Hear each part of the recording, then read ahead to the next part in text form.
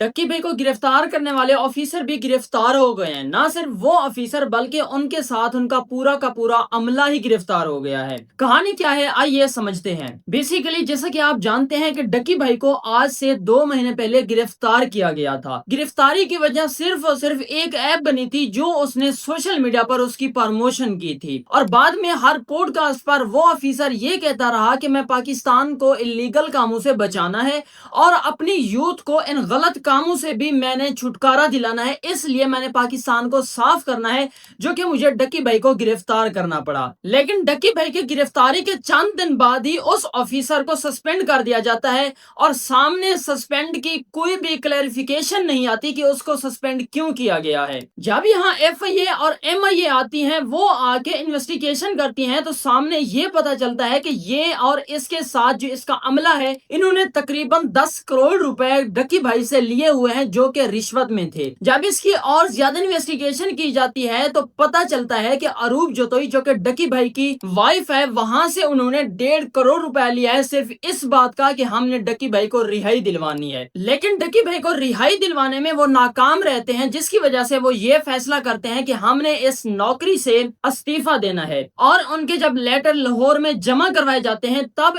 FIA और MIA action में आते हैं कि आखिर माजरा क्या है। जब कंप्लीट इन्वेस्टिगेशन की जाती है तो उनका पता लगाया जाता है और उन तमाम अफराद को गिरफ्तार किया जाता है, जिनमें 8 अफराद हैं, और अदालत में लाकर खड़ा कर दिया जाता है। जब उनसे ये सवाल किया जाता है तो वो इकरार करते हैं हमने इस मामले के लिए इतना रकम ली थी।